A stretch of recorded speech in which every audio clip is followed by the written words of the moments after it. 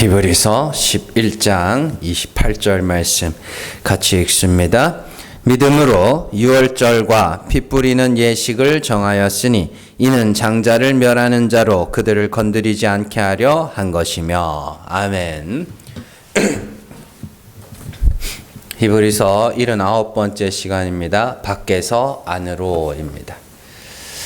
대부분의 사람들은 사람을 알아갈 때 순서가 있습니다. 순서. 그래서 처음에는 그 사람의 배경을 먼저 봅니다. 배경. 그래서 집안이 어떻고 재산이 어떻고 뭐 그런 거 있잖아요. 차가 뭐고 이런 거. 배경을 먼저 봅니다. 그래서 학벌이나 집안이나 재산 같은 배경을 먼저 살핀 후에 그 다음에 그 사람의 외모를 봅니다. 외모라고 하는 건 이 생김새, 뭐 얼굴, 몸매 뭐 이런 거 있잖아요. 그런 것들을 봅니다. 그리고 나서 사람들의 마음을 봅니다. 그리고 나서 그래서 마음에 그 성경에서 말하는 외모와 그 우리가 보통 사람들이 말하는 외모는 서로 다릅니다. 성경에서 말하는 외모는요, 이 생김새가 아니라 나타난 그 사람의 그 행실이나 이런 것들 있죠. 그런 것들 이야기하고 인격, 성품까지도 외모에 들어갑니다. 성경에는. 그러나 이제 제가 말씀드린 외모는 그런 게 아니고 이 세상 사람들이 흔히 이야기하는 외모는 생김새고, 그 다음에 인격이나 성품이나 가치관 이런 것들이 이제 내면, 마음 이렇게 표현을 하는 것이죠.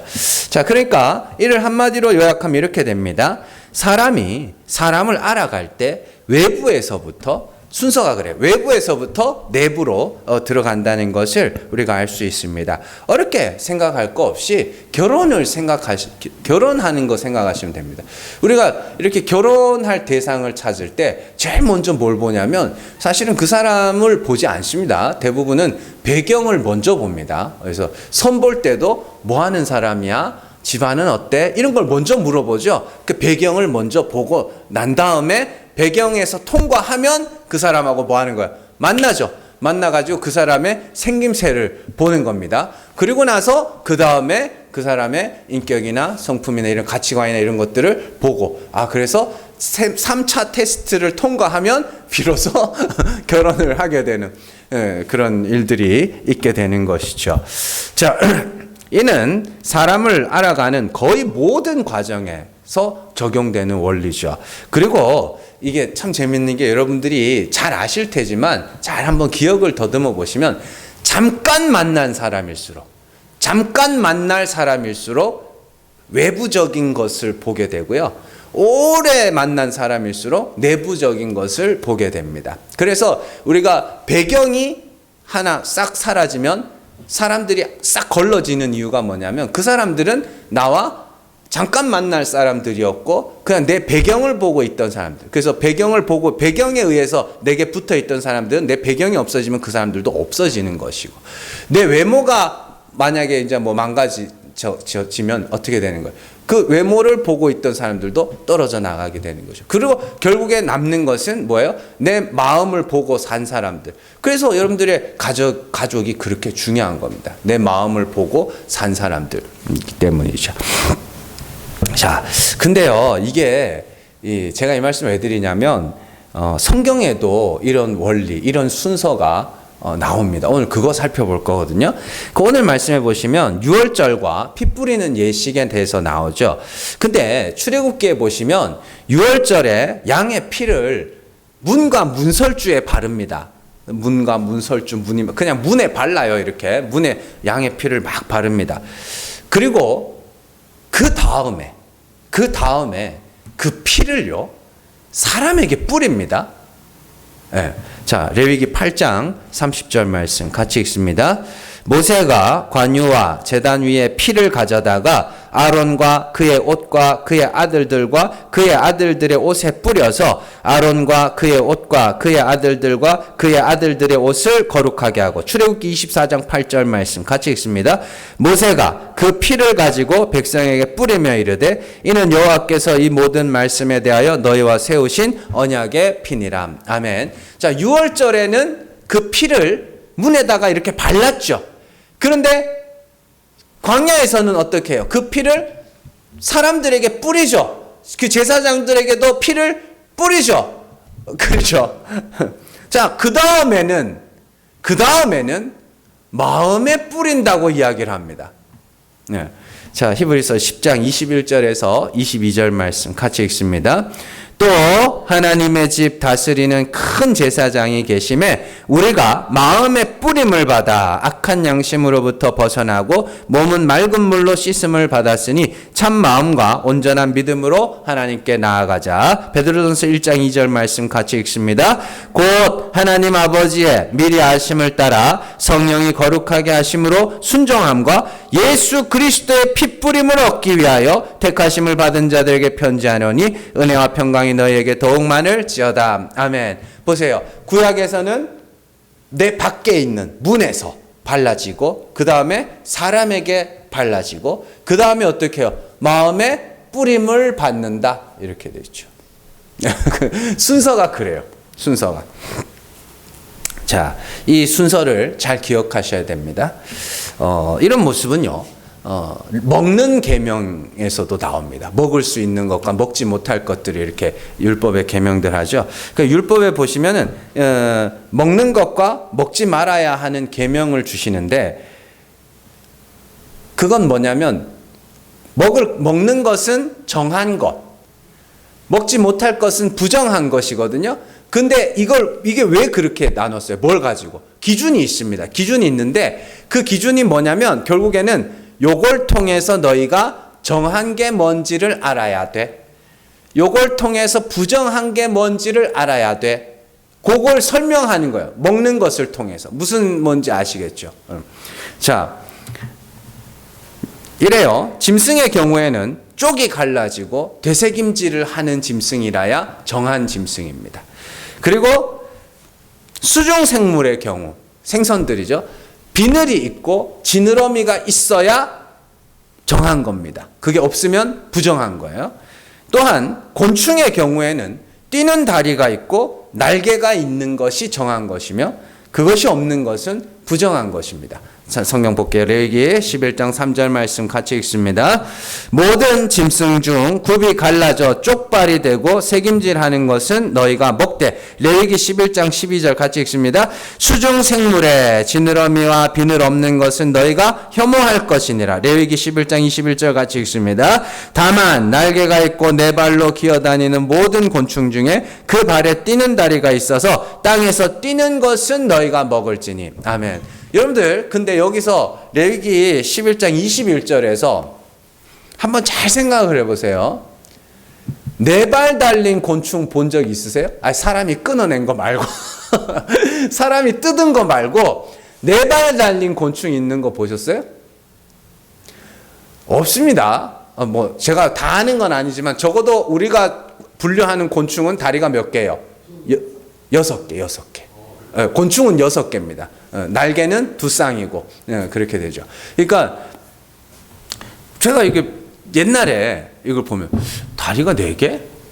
그러면 마치 그 뛰는 다리를 누군가가 붙여놓은 것처럼 그렇게 설명을 하고 있습니다. 그러니까 이거는 이제 제가 연구하고 있는 몇 년 됐어요 벌써. 이게 답을 아직까지 못 찾았는데 시간이 없어가지고 못 찾고 있는데 어쨌든 연구하고 있는 부분에 이건 이런 거다 저건 저런 거다 이렇게 섣부르게 설명. 예전에는 그냥 대충 설명을 했는데 섣불리 설명할 게 아니다 싶어가지고 그렇게 어쨌든 넘어갑니다. 그 부분은. 자, 이처럼 먹을 것과 먹지 말아야 할 것들이 나옵니다. 내 밖의 것들이에요 다. 그런데 그 후에 보시면 레위기 같은 거 한번 잘 보시면 부정한 것을 먹거나 만지면 그 사람이 부정해집니다. 뭔 말인지 아시겠죠? 그러니까 만약에 이제 도마뱀 같은 종류는 부정한 거거든요. 근데 얘를 내가 만졌어. 그리고 얘가 지나간 그릇을 내가 썼어. 그러면 그 사람이 부정해집니다. 네. 자, 그래 이렇게 돼요. 부정한 건 뭐예요? 부정한 건 곤충이고 짐승이고 새고 뭐 이런 건데 그걸 먹은 내가 부정해지네? 그죠? 그런데 예수님은요, 먹는 것과 관련해서 아주 중요한 말씀을 하나 하시거든요. 자, 마태복음 15장 17절에서 20절 말씀 같이 읽습니다. 입으로 들어가는 것은 입으로 들어가는 모든 것은 배로 들어가서 뒤로 버려지는 줄 알지 못하느냐? 입에서 나오는 것들은 마음에서 나오나니 이것이야말로 사람을 더럽게 하느니라. 마음에서 나오는 것은 악한 생각과 살인과 간음과 음란과 도둑질과 거짓 증언과 비방이니 이런 것들이 사람을 더럽게 하는 것이요 씻지 않는 손으로 먹는 것은 사람을 더럽게 하지 못하느니라. 아멘. 자, 어떻게 보면 예수님의 이 말씀은 레위기의 그 먹는 이야기와는 정반대되는 말씀이라고 볼 수 있습니다. 레위기에서는 이건 먹어야 돼, 이건 먹어도 돼, 이건 먹으면 안 돼라고 막 구분을 막 지어놓고 있는데 예수님이 뭐라 그러냐면, 야, 사람의 입으로 들어가는 것은 뒤로 빠지는 줄 몰라? 그게 어떻게 너희를 더럽게 할 수 있어? 이렇게 이야기합니다. 한번 잘 생각해 보세요. 구약에서는 부정한 것이 담겨있던 그릇만 써도 부정해져요, 사람이. 그런데 예수님이 와가지고 뭐라 그러냐면, 어떻게 사람 입으로 들어가는 게 그 사람을 더럽게 할 수 있겠느냐는 거죠. 그러면 하나님은 이 계명을 왜 주셨던 거예요, 그러면? 그 짐승이나 곤충이나 새나 이런 것들을 통해서 진짜 부정한 게 뭔지를 알려는 거예요. 진짜 부정한 게 뭔지를. 되새김질 하지 않고 쪽이 갈라지지 않은 것이 부정한 거야. 뛰는 다리가 없는 곤충이 부정한 거야. 지느러미와 비늘이 없는 게 부정한 거야. 그게 부정한 거야. 그리고 그게 있는 것이 정한 거야 라고 우리에게 뭔가를 뭐 하는 거야? 설명해 주는 겁니다. 보이는 것을 통해서. 그러면 어떻게 되는 거예요? 오늘 아까 읽었던 마태복음 15장에 보시면 마음에 있는 거, 악한 생각, 살인, 간음, 음란, 도둑질, 거짓 증언, 비방, 이런 것들이 그 사람을 더럽게 하는 거라 그러죠. 그러니까 지느러미가 없고 비늘이 없고 되새김질 하지 않고 쪽이 갈라지지 않고 뭐 이런 그런 그 정함과 부정함의 계명과 우리 마음에 있는 거짓된 이런 여러 가지 더러운 모습들, 악한 생각, 살인, 간음, 음란, 도둑질 뭐 이런 것들, 그것이 뭐예요? 같은 뜻이다. 그러니까 사람을 더럽게 하는 건 내 마음에 있는 거. 밖에 있는 건 뭐냐면 이걸 설명하기 위한 도구들입니다. 예. 자, 그래서 이 부분은 오래전부터 제가 연구하는 중에 있기 때문에 자세히 말씀드리기에는 조금 조심스럽기 때문에 지금 딱 결론이 나면 바로 말씀을 드리겠습니다. 그러나 이런 거예요. 굽이 갈라지고 되새김질 하지 않는 마음이 부정한 마음이며 비늘이 없고 지느러미가 없는 마음이 부정한 마음이며 또한 날개가 없고 뛰는 다리가 없는 것과 같은 그 마음이 부정한 마음이다라는 것을 설명하기 위해서 그런 계명을 주신 거예요. 그러니까 뭐 이 중에 이제 물고기 같은 경우에는 비늘 있죠, 비늘. 그걸 어린갑이라고 불러가지고 어린이 뭐예요? 물고기 비늘이란 뜻이죠. 그 어린갑을 입고 나온 사람이 누구냐면 골리앗입니다. 골리앗이 다윗과 싸울 때 어린갑을 입고 나오는 장면들이 그렇게 나오기도 하고, 뛰는 다리 같은 경우에도 마찬가지죠. 뛰는 다리와 날개는 뭐예요? 하늘로 올라가는 것이죠. 그런 것들이 이제 다 비유로 하는 것인데, 어쨌든 그런 부분들은 조금 확실하지 않아서 제가 말씀을 안 드리는 겁니다. 자, 그래서 예수님이 말씀하신 사람을 더럽게 하는 것, 곧 사람을 부정하게 하는 것은 악한 생각, 살인, 간음, 음란, 도둑질, 거짓 증언, 비방 같은 것이라 말씀하시는 것이죠. 그래서 네 마음에 있는 그거, 더러운 거 그거랑 요 짐승들이랑 뭐예요? 똑같은 거야. 그러니까 이게 내 밖에 있는 짐승들이 뭐 하는 거야? 그 부정한 것들을 보면서 저게 내 안에 있네. 요렇게 되는 겁니다. 그러면 그것들이 아무것도, 그걸 먹고 안 먹고가 중요한 게 아닌 게 되는 거죠. 그걸 통해서 내 자신에게 있는 것들을 알게 되면 그것이 나를 정하게 만들어주는 것이다. 이렇게 생각하시면 됩니다.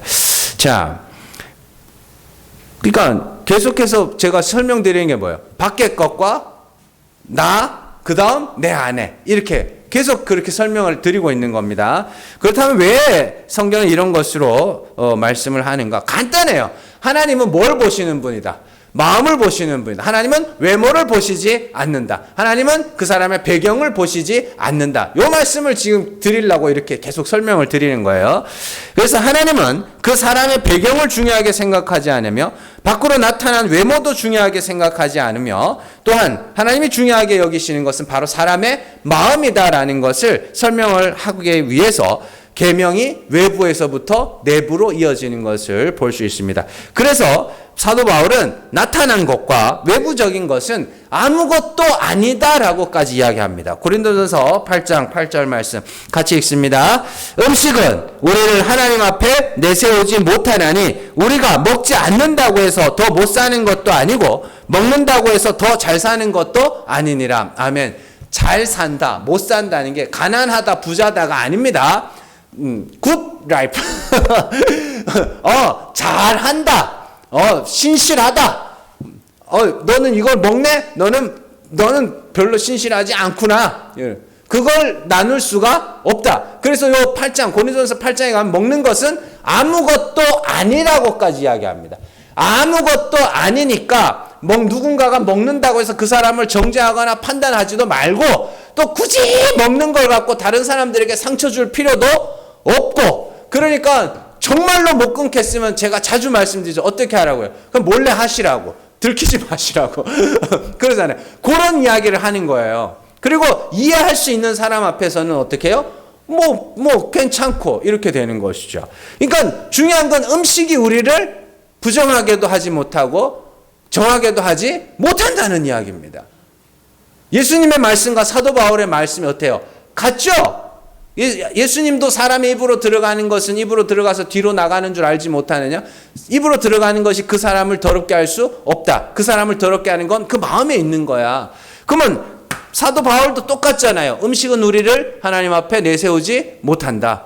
먹는다고 해서 못 사는 것도 아니고 안 먹는다고 해서 잘 사는 것도 아니다. 이렇게 이야기하는 겁니다. 그러면 그 음식이라는 게 우리를 어떻게 하지? 못하네요. 그러면 하나님은 뭘 보신다는 거야? 네 마음을 보신다는 거야. 네 마음.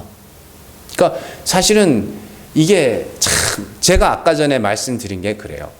인간관계도 얕으면 얕을수록 얕을수록 그 사람의 배경이나 그 사람의 외모를 보거든요.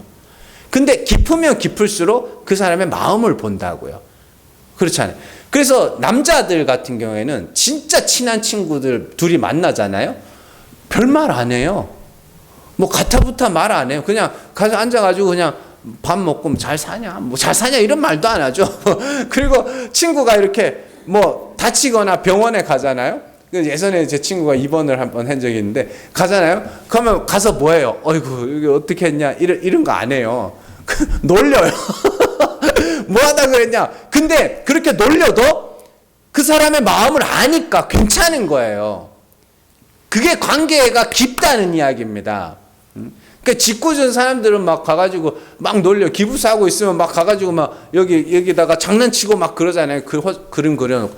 그래도 괜찮은 이유가 뭐냐면 그 사람의 마음을 알거든요. 그게 깊은 관계죠. 그러니까 하나님께서 감찰하시는 것은 마음이에요. 그러니까 우리가 다스려야 되고 우리가 가다듬어야 되고 우리가 정하게 해야 되는 게 뭐예요? 우리 마음이라니까요. 자, 이런 계명들을 하나만 더 살펴볼게요.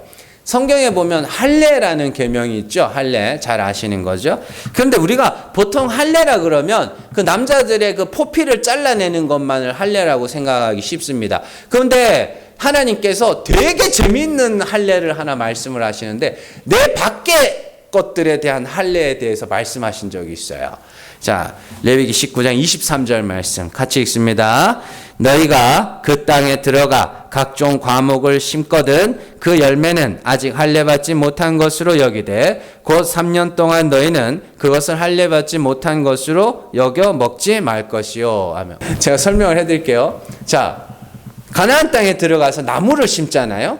나무를 심으면 3년 동안 그 나무에서 맺히는 열매는 먹지 말라 그럽니다. 왜냐하면 그 나무는 할례받지 못한 나무이기 때문이라고.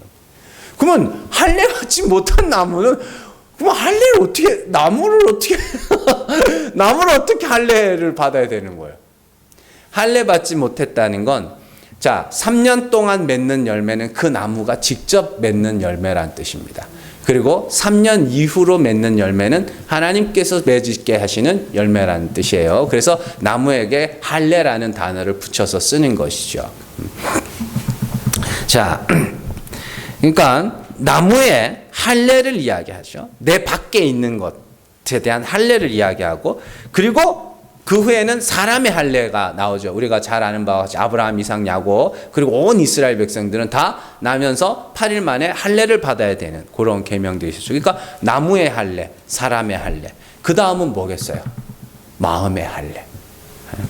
이게 마음의 할례가요, 신약 성경에 나오는 단어가 아닙니다. 구약 성경에서부터 나와요.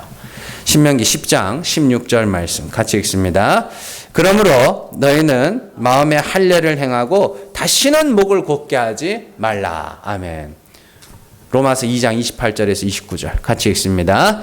무릇 표면적 유대인이 아니요 표면적 육신의 할례가 아니니라. 오직 이면적 유대인이며 할례는 마음에 할지니 영에 있고 율법 조문에 있지 아니한 것이라. 그 칭찬이 사람에게서가 아니요 다만 하나님에게서니라. 아멘. 마음을 어디에 하라 그래요? 할례를 어디에 하라 그래요? 마음에 하라 그러죠. 그러니까 나무의 할례, 사람의 할례, 그 다음 뭐예요? 나무의 할례, 사람의 할례, 그 다음에 마음의 할례, 이렇게 이어지는 겁니다. 자, 그렇다면 마음의 할례는 뭐예요? 자, 몸에 새긴 할례는 마음의 할례를 그냥 보이는 것으로 나타낸 거예요. 마음의 할례를 받은 자가 있어요. 그 받은 자에게 마음의 할례를 받았네? 그러면 몸의 할례를 통해서 그 마음에, 네가 마음의 할례를 받았다는 것을 기억해. 그런 이야기입니다. 자, 그래서 그렇게 되면 어떤 현상이 생기냐면 마음의 할례를 받은 자에게 있어 나무의 할례나 몸의 할례는 아무것도 아니게 돼요. 고린도전서 7장 19절 말씀 같이 읽습니다. 할례 받는 것도 아무것도 아니요 할례 받지 아니하는 것도 아무것도 아니로되 오직 하나님의 계명을 지킬 따름이니라. 아멘. 할례를 받는 것과 받지 않는 것이 아무것도 아니다. 이 말은 뭐냐면 몸에 새긴 할례는 받든지 안 받든지 그것이 그 사람을 어떻게 하지 못한다. 중요한 건 뭐예요? 마음의 할례. 마음의 할례를 받은 자들에게 하는 말이에요, 이게. 자, 지금까지 우리가 성경에서 내 밖에서 시작해서 나에게로 그리고 마음으로 이어지는 여러 가지 계명들을 살펴봤습니다. 그렇다면 여기서 가장 중요한 게 뭐냐면 마음을 감찰하시는 하나님께서 보신다고 하는 그 마음이 어떤 마음이냐는 거예요. 네? 하나님이 마음을 보신다는 거 우리 다 알잖아요. 그죠? 교회 다니는 사람들은 다 알잖아요. 그래서 그러면 내 마음을 갈고 닦아 이러면 불교로 가는 겁니다. 진짜로요. 그러면 불교로 가는 거예요. 우리의 마음을 갈고 닦아서 깨끗한 마음을 만들고 그러면 진짜로 불교로 가는 겁니다. 그러면 하나님이 보시고자 하는 마음이 뭐냐? 그걸 알아야 되죠. 시편 51편 17절 말씀 같이 읽습니다. 하나님께서 구하시는 제사는 상한 심령이라. 하나님이여 상하고 통회하는 마음을 주께서 멸시하지 아니하시나이다. 아멘. 이게 하나님이 원하시는 마음. 상한 심령. 그리고 상한 심령이 무엇인지를 말해주는데 상하고 통회하는 마음. 이걸 뭐냐면 회개하는 마음입니다. 내가 부정한 자인 줄을 알고 하나님 앞에 하나님 나 부정한 자이니 불쌍히 여겨 주시옵소서. 이게 상한 심령, 상하고 통회하는 마음. 그게 하나님이 찾으시는 마음. 그리고 그들에게 뭐예요? 그리스도의 아까 베드로전서 1장 2절에서 핏부림을 받기 위하여 택하심을 받았다 그러죠. 핏부림은 누가 받는 거예요? 죄인들이 받는 거란 말이에요. 회개하는 자들이 받는 거예요. 그러니까 택하신 자들은 뭐 하는 자? 회개하는 자. 자신의 부정함을 알고 상하고 통회하는 심령을 갖고 하나님 앞에 통하는 마음으로 주여 나를 불쌍히 여기소서 하는 그 마음. 하나님은 그 마음을 찾으시고 그 마음을 보신다는 거예요. 그러니까 우리는 인생을 통해서 나의 부정함이 들켜야 돼요? 안 들켜야 돼요? 들켜야 돼요. 아까 예수님이 말씀하신 사람의 마음에 있는 그것이 그 사람을 더럽게 하느니라고 했던 그 모든 죄목들이 내 안에 있음을 발견해야 되는 겁니다. 그리고 나서 뭐 하는 거예요? 주여 내가 죄인이 많네요. 그게 상한 심령이에요. 이 시편 51편이 언제 기록된 말씀이에요? 다윗이 밧세바를 범하고 우리아를 죽이고, 그래서 하나님이 저주를 받아서 첫째 아들이 죽고 그 사건을 겪으면서 쓴 시예요. 아, 하나님이 원하시는 것이 바로 이것이었네요. 나는 그전까지는 죄가 없고 그전까지는 나는 정말 깨끗하고 정한 자인 줄 알았는데 이 사건을 겪어보니까 내 안에 간음함도 있고, 그죠? 내 안에 살인하는 마음도 있고, 참 정말 사람이 간사한 마음도 내 안에 있음을 내가 알게 됐네요. 그게 상한 심령이에요. 자, 예를 들어 이렇습니다. 앞서 살펴본 할례의 계명에서 하나님이 원하시는 마음이 무엇인지 우리가 알 수 있습니다. 할례라고 하면 제일 대표적인 인물이 아브라함이죠. 아브라함이 할례를 몇 살에 받았냐면 99세 때에 받았습니다. 그러면 왜 하필이면 99세 때에 받았느냐? 간단해요. 아브라함은 낙이 없었고 사라는 생리가 끊어져 있었습니다. 그러니까 두 사람 모두가 아들을 낳을 가능성이 없어요. 그 상태가 뭐예요? 마음의 할례. 우리는 아들 못 낳아. 만약에 아들 낳으면 누가 낳게 한 거예요? 하나님이 낳게 한 거죠. 그 상태가 뭐 하냐면 마음의 할례. 그 마음의 할례를 그냥 뭐 하는 거예요? 99에 몸에 새겨준 거예요. 그래서 그걸 볼 때마다 뭐 하려는 거예요? 아, 내게 주신 아들은 하나님이 주신 아들이구나. 그걸 기억하는 거예요, 그게. 중요한 건 몸에 새긴 게 아니라 자기의 불가능함을 인정했다는 거. 그러나 하나님은 그럼에도 불구하고 아들을 주셨다는 거. 로마서 11장 12절 말씀 같이 읽습니다. 그가 할례의 표를 받은 것은 무할례 시에 믿음으로 된 의를 인친 것이니 이는 무할례자로서 믿는 모든 자의 조상이 되어 그들도 의로 여기심을 얻게 하려 하심이라. 또한 할례자의 조상이 되었나니 곧 할례 받을 자에게뿐 아니라 우리 조상 아브라함이 무할례 시에 가졌던 믿음의 자치를 따르는 자들에게도 그러하니라. 아멘. 할례를 받은 것을 믿음으로 말미암는 의를 인친 것이라고 합니다. 그러니까 믿음으로 말미암는 의라는 것은 간단해요. 하나님이 죽은 자를 살리시는 분이심을 아브라함이 믿었다 그러죠. 그러니까 하나님 앞에서 뭐 한 거예요? 죽은 거예요. 없는 것을 있는 것으로 부르시는 것. 나는 없음이에요. 불가능해요. 그런데 하나님이 아들을 주셨네. 그러면 이건 누가 주신? 하나님이 허락하신 아들이다. 그걸 할례다. 마음의 할례다. 그렇게 이야기를 하는 겁니다. 그래서 아브라함의 가능성이 완전히 제거되고 오직 하나님의 약속만 의지할 수밖에 없는 상태. 하나님께로만 마음이 향해 있죠. 그 상태가. 그렇잖아요. 내가 아들을 낳을 수 있으면 하나님이 주시든 안 주시든 뭐 하는 거예요? 내가 까짓고 뭐 낳으면 되죠.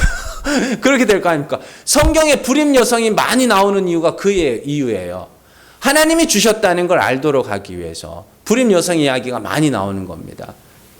그렇죠? 사무엘도 그랬죠. 삼손도 그랬죠. 아브라함, 이삭, 야곱 전부 불임 여성들하고 결혼했죠. 뭐 하면 애를 못 낳아 다. 그죠? 그 뭐냐면 하나님이 주신 아들이라는 것을 보여주기 위해서입니다. 자, 그렇게 불가능한 상태, 인간 측의 완전한 불가능의 상태를 마음의 할례라 하고, 자, 마음의 할례를 받은 아브라함에게 어떻게 해요? 육신의 할례로서 증거를 삼은 것이다. 이렇게 생각을 하시면 됩니다. 자, 여러 가지 말씀을 드렸지만 중요한 것은 나타난 것과 내 밖에 있는 것들이 아니라 내 안에 마음이며, 우리가 가져야 하는 마음은 우리의 믿음과 소망을 하나님께 둔 상태, 그 상태가 하나님이 찾으시는 마음이다라고 설명을 드렸습니다. 그래서 우리는 우리의 불가능함과 부정함과 죄와 허물을 알고 하나님의 긍휼하심을 구하는 자리로 나가야 합니다. 오늘 말씀이 그 이야기죠. 오늘 말씀에서 히브리서 기자는 모세에 대해서 말하면서 유월절과 피 뿌리는 예식에 대해서 설명합니다. 자, 유월절은 우리가 잘 아는 바와 같이 출애굽할 당시에 있었던 사건이고, 피 뿌리는 예식은 하나님이 제정하여 주신 그런 제사까지도 포함된 내용입니다. 그렇다면 히브리서 기자는 왜 유월절의 이야기를 믿음과 연관지어서 생각을 하는가? 간단합니다. 유월절을 한번 잘 생각을 해보세요.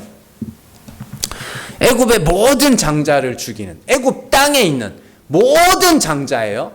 애굽 사람의 장자가 아닙니다. 모든 장자예요. 모든 장자를 죽이는 하나님의 사자가 있고, 그리고 피가 발린 집안에 있는 자들은, 장자는 살아요. 그리고 피가 발리지 않은 집안에 있는 장자는 다 죽어요. 그러면 살아난 장자들은 뭘 알아야 돼요? 뭘 알아야 돼요? 아, 저 피가 나를 살린 거네. 저거 아니었으면 나는 죽은 거네. 사람이 어떻게 살았건 간에 중요한 것은 그 피가 나를 살리는 거네. 이해되세요? 하나님의 사자는 그 사람을 본다 안 본다? 그 집안에 있는 사람을 본다 안 본다? 안 본다니까요. 하나님의 사자는 뭐만 보냐면 그 피만 봐요. 그러니까 유월절에서 살아난 사람들은 뭘 기억해야 되냐면 저 피가 아니었으면 난 죽었네. 분명히 유대인들 중에서도, 이스라엘 사람들 중에서도 죽은 사람이 있을 거예요. 분명히 죽은 사람이 있을 거예요. 아, 애굽 사람이라서 죽은 게 아니구나. 아, 이스라엘 사람이라고 안 죽는 게 아니구나. 그 피가 발려 있으면 사는 거구나. 그래서 중다한 잡족이 같이 나오거든요. 가나안 출애굽할 때 중다한 잡족이, 그 잡족은 이스라엘 사람들이 아닌 민족들입니다. 그 사람들 왜 살았어요? 그 피가 나를 살린 거네. 저거 아니었으면 난 죽었네. 그게 마음의 피가 뿌려진 자들입니다. 뭐 이해되시죠? 그게 그 유월절 어린 양 그 피가 아니면 나는 죽었어야 되는 거구나. 그걸 마음의 피가 뿌려졌다라고 이야기를 하는 거예요. 자, 그래서 중요한 것은 유월절 피, 유월절 어린 양이 상징하는 게 누구예요? 예수 그리스도죠. 자, 고린도전서 5장 6절에서 8절 말씀 같이 읽습니다. 너희가 자랑하는 것이 옳지 아니하도다. 적은 누룩이 온 덩어리에 퍼지는 것을 알지 못하느냐? 너희는 누룩 없는 자인데 새 덩어리가 되기 위하여 묵은 누룩을 내버리라. 우리의 유월절 양 곧 그리스도께서 희생되셨느니라. 이러므로 우리가 명절을 지키되 묵은 누룩으로도 말고 약하고 악에 찬 누룩으로도 말고 누룩이 없이 오직 순전함과 진실함의 떡으로 하자. 아멘. 유월절 어린 양이 누구라 그래요? 예수 그리스도. 그러니까 너희는 뭐 하지 말라 그래요? 뭐 하지 말라 그래요? 6절. 너희가 자랑하는 것이 옳지 아니하도다. 그럼 뭐 하라는 거예요? 너희는 그리스도의 피로 말미암아, 유월절 어린 양의 피가 상징하던 예수 그리스도의 피로 말미암아 구원받는 자들이기 때문에 너희가 어떤 사람인지는 중요하지 않다는 거예요. 중요한 건 너희가 나는 예수 그리스도의 피가 아니면 죽을 수밖에 없는 자구나라는 것을 아는 게 중요하단 말이에요. 그러니까 우리의 자랑은 뭐여야 되는 거예요? 예수 그리스도여야 되는 것이죠. 그러니까 너희가 자랑하는 것이 옳지 않다, 이렇게 이야기를 하는 것입니다. 아무리 사람이 선하고 거룩하고 경건하다 할지라도 그리스도의 피와 상관없는 자들은 하나님 앞에서 죽을 수밖에 없습니다. 인간의 거룩함이 그 사람을 살릴 수 있을 것이라고 생각하는 것이 아주 교만한 생각이고 그것이 유대주의요 율법주의라는 것을 여러분들이 기억을 하셔야 됩니다. 이는 제사의 규례와도 일맥상통합니다. 성경에는 몇 가지 제사가 나오지만 그 제사의 핵심은 뭐냐면 죄사함입니다. 성경에 나오는 제사의 핵심은 죄사함이라고요. 그럼 이렇게 돼요. 죄사함을 받아야 하는 죄인이 있고 그 죄인을 대신하여 죽는 제물이 있습니다. 그리고 그 제물의 죽음을 통해서 우리의 죄를 사시는 하나님이 있어요. 그걸 기억을 하셔야 됩니다. 그런데 제사를 드리러 나간 사람이 나는 죄가 없는데 이래버리면 그 제사가 의미가 있어요, 없어요? 아무 의미가 없죠. 그런데 그 유월절 어린 양뿐만 아니라 그 구약의 제사의 제물이 상징하는 게 누구였어요? 예수 그리스도죠. 히브리서에서 우리가 계속 배웠잖아요. 죄를 사하시는 분 하나님, 죄인들을 대신하여 죽으신 예수 그리스도. 그런데 죄사함을 받아야 하는 죄인이 없어. 그러면 그 제사는 완성이 돼야 안 돼요? 안 돼요. 예수 그리스도의 십자가가 영향력을 발휘할 수가 없는 것이죠. 그래서 성령이 성도들에게 역사하여 뭐 하는 거예요? 죄사함을 받아야 하는 죄인의 자리로 끌고 나오는 겁니다. 그래서 그 앞에서 상한 심령을 가지고 통회하며 애통하며 하나님의 긍휼하심을 부르짖을 때에 하나님이 그리스도의 피로 그들을 사하여 주시는 것이죠. 그러니까 성도는 결국에는 뭘 알아야 되냐면 나는 예수의 피가 아니면 죽을 수밖에 없는 죄인이구나. 이거를 배워가고 깨달아가고 기억해야 되는 거예요. 그러니까 내 삶이 내가 죄인임을 깨달으면 내 삶이 진짜 적지 않은 변화들이 일어납니다. 너무너무 큰 변화들이 일어납니다. 어떨 때는 저희 집사람은 그래요. 요즘 같아서는 평생 같이 살아도 되겠대. 네, 착하게 살아야지. 이래서 착하게 산 게 아니에요. 그게 아니라 내가 얼마나 나쁜 놈인지를 알게 되면서 자동으로 그렇게 되어진 겁니다. 그게 성령의 역사 아래에 있는 사람들에게 나타나는 변화예요. 성화라고 저는 절대로 안 그럽니다. 그냥 변화예요. 내가 의도치 않은 자연스럽게 일어난 변화. 그런데 그런 변화들이 일어남에도 불구하고 우리가 반드시 잊지 말아야 될 것은 예수의 십자가가 아니면 난 죽을 수밖에 없는 자라는 것을 반드시 기억하고 내 변화된 거, 그거 뭐가 그렇게 중요해요. 이렇게 변화돼도 조금 기분이 나쁘거나 이렇게 그러면 또 나온다니까요. 중요한 건 예수 그리스도의 십자가라는 말입니다. 그걸 기억하셔야 된다고요. 그것이 하나님이 찾으시는, 그죠? 상한 마음, 똑같은 거. 예수 아니면 죽을 수밖에 없구나. 하나님 은혜가 아니면 죽을 수밖에 없구나. 이게 성도들이 지켜내야 되는 마음입니다. 그게. 자, 요즘에 제가 이렇게 책을 보다 보니까 그런 이야기를 봤어요. 요즘에 이제 연애를 못하는 남자들이 너무 많다고 합니다. 연애를 안 하는 게 아니라 연애를 하고 싶은데 못하는 거예요. 그래서 그 이유를 말하는데 아주 제가 공감을 많이 했습니다.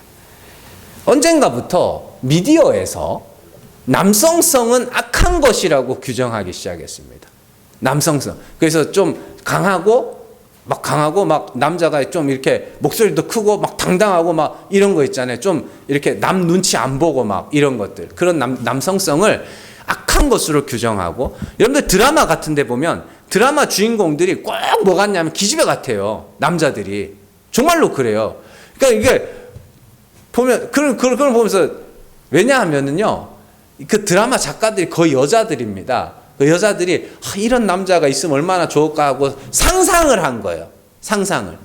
그러나 제가 본 책에서 본 내용입니다. 그러나 사람이 이 땅에서 존재한 그 순간부터 지금까지 유구한 역사, 수천 년에 달하는 그 역사를 쭉 보면 여자는 항상 남자를 사랑했고 여자는 항상 남자를 원했다는 거예요.